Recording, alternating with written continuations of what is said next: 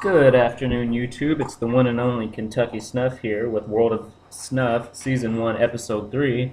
And here with me I have Mr. Jake Jennings, Happy Smoking 100, and also Mr. Paul Schaubetter, the one and only Wicked Uncle Squinty. Say hi, Good everybody. afternoon. Good afternoon, YouTubers. And nice for you to join us. Hi, Jake. How you doing? I'm doing fantastic. All right, we're going to be talking about what today, Michael? Well, I had promised in my 70 subscriber video that, the third episode would be arriving today, but I didn't get opportunity to do any research, so today is going to be a fun episode. It's going to be all opinion-based. There's not going to be, if there's facts involved, it's not going to be researched facts. It'll be things that have already been covered in my videos, Paul's videos, Jake's videos, basically anything that's ever been covered on Snuff House, whatever. So today we're going to talk about the different categories of snuff as far as what our favorites are and what ones we dislike in those categories. So I'd like to start it off with talking about just plain tobacco snuff, none of the, enhanced flavors. So me, I like plain tobacco.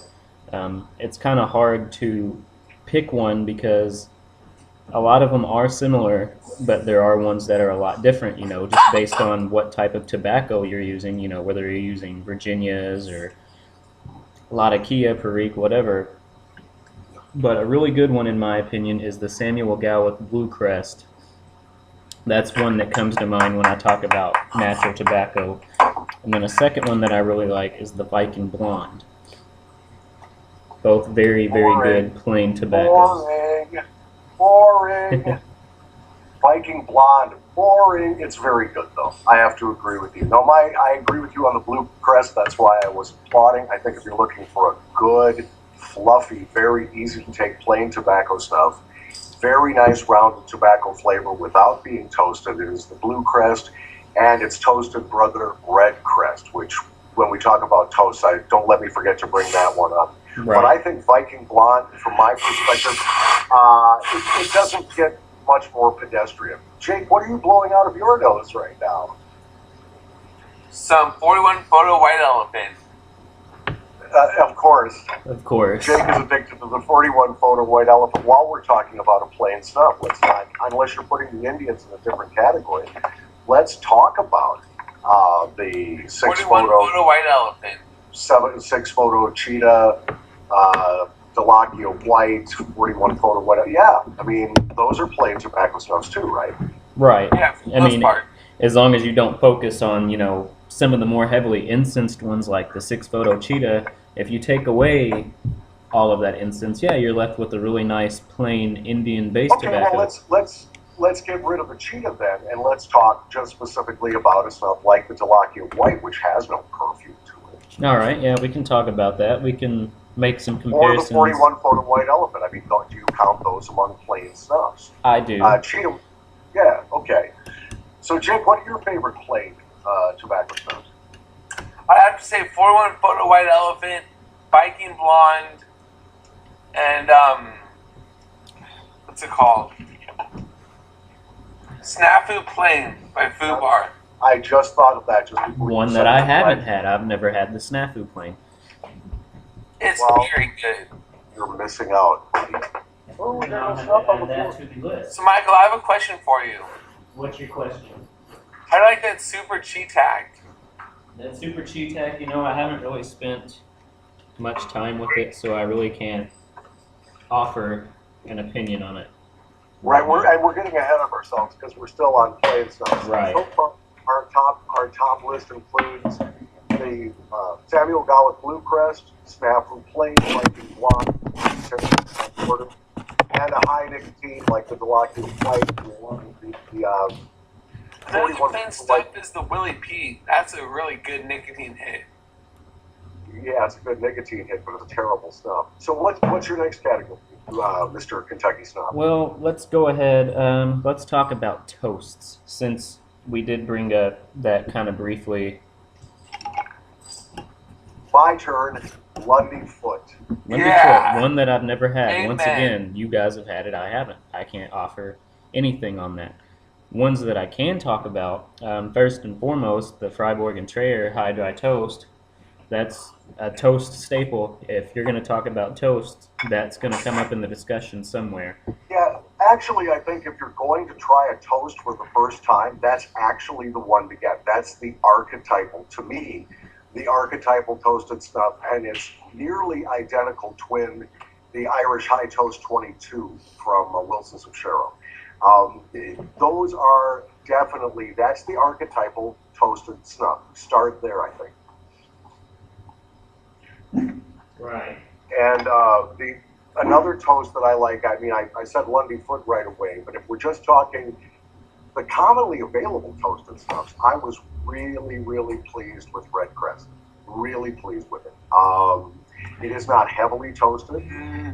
If you want a specialized specialized toast, there are things like the Havana toast or the pure Virginia toast. But again, just for a plain toasted snuff, very much like the Red Crest. Jake, what do you like with toasts? Sorry. I'm with you on the Lundy Foot. That's just a pure amazing snuff. It is like awesomeness in a tin. It doesn't get much better than Lundy Foot. Well, I like the fact that it is toasted. You know, you really get that, and it's also a very nice consistency too. And Michael, you're going to get some. One of us will send you some so you can review it because it's superb. Now let's get into some confusion here, because Chef Daniel Richard, Old Mill Snuff, produces a number of products that he calls toasts. Wilson has an Irish Toast number 20 that is in fact an SP and not a toast at all.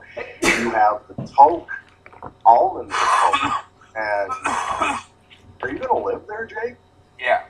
And toast and marmalade and so on. So when we're talking toasts, Michael, I think we're talking just about the plain or unscented toasts. Am I correct? Right.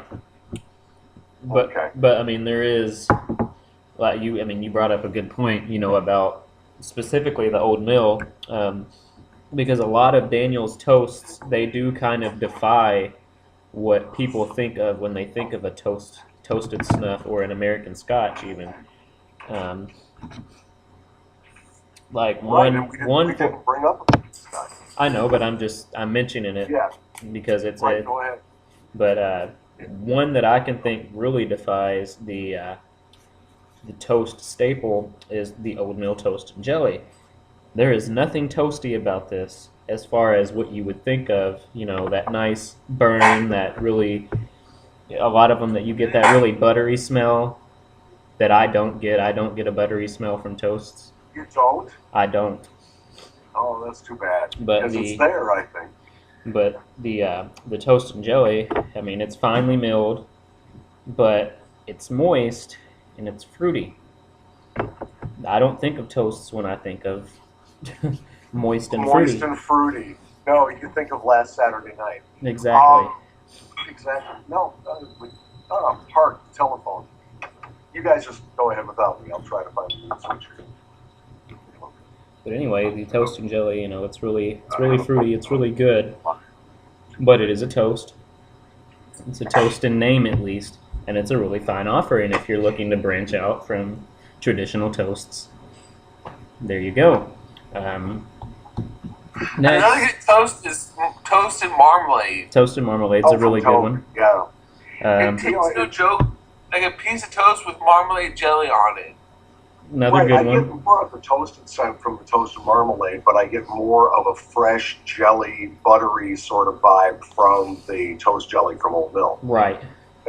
I'm sorry, I kind of cut you off. Michael. What were you starting to say? I was gonna say since we got into the tutti fruity bullcrap, we'd actually go into fruit-centric snuffs. One that comes to mind automatically, Toke USA Lime. Oh, you liked that, didn't you? I did like it. The one you sent me, I completely emptied it. I mean, it's gone. There's crumbs left. That's all. It's not even enough. Mild lemon. Mild lemon's a good one. Mild lemon. Um, Tilapia plum cake. Lemon toast. let's see. Toke strawberry. I like the Toke strawberry. Tilapia Swiss chocolate. coffee bite. From Well, Wow. coffee. I don't know. Coffee snuffs.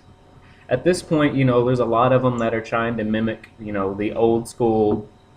What's it called, Paul? The one that Cafe Royale. Cafe Royale. Yeah, a lot of them try to seek out to be like that one. And honestly, in my opinion, I think you could put a coffee snuff in its own category simply because there's just a lot of them out there trying to do their own thing. No, I get what Jake is saying. The coffee bite is more like the Nestle's coffee nips candies. That's the scent. It's not a coffee stuff per se. That's why I don't put Abraxas Cafe 11. And I know people will be surprised. But the Cafe 11 it's less about the coffee, which is there, but more about all the toppings, the liqueur, the cream, the sugary thing. So I get what Jake is saying with the coffee bite. It's one of my favorite Sweetie Dee Fruity Duty Chocolarifics too. So what else do you have for sweet stuffs, Michael? Sweet snuffs. Another one I can think of that I like is the Wilson's bubblegum. I don't hear a whole lot about it, but I really enjoy it. It's basically just like a bubblegum cigar. So when I open up that tin and smell it, I think it's a boy or it's a girl. It's the first thing that comes to mind. Yeah, unfortunately I had the Buzz bubblegum instead of the Wilsons. And to me, it was too chemically. I did get the pink or blue bubblegum cigar vibe, but just too much chemistry. And that's a problem that I've had, for instance, with some of the Samuel Gowan fruit snuffs, particularly their plum, cherry, to a lesser degree, the Celtic Talisman. All of those have such a strong chemistry set edge when you first smell them in the tin and right away when you take your first pinch.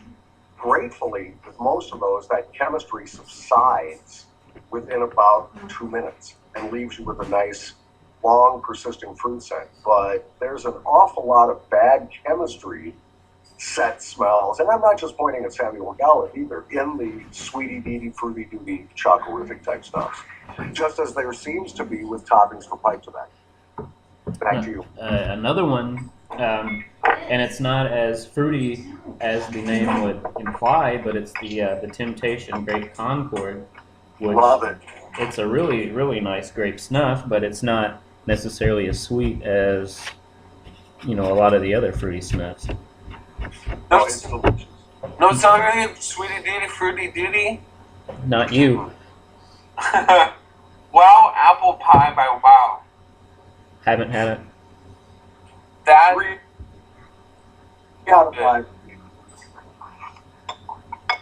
I gotta pick a snuff to do, gentlemen, while we're doing this. All this talking of snuff is making me want to sniff something. Celtic Talisman. I've been sitting here with the McChrystal's Violet, which the I'm video going is to running go- at like 13 minutes. This is definitely going to be a 2-part video. Okay, well, I'm going to do the last of. I took mild lemon and I mixed it with a bunch of different things, some mint and some white elephant, some gal with peppermint, and I ended up with this lemon cough drop sort of vibe, and it's really good. So I'm doing a pinch of that right now while we close out this video and continue on the next one. I'm here in the dank basement. Jake's in the cabin in the woods, also known as the Necrophile School Bus. And somewhere in Kentucky, Kentucky Snuff. We'll be back. Alrighty. Thank you guys for watching.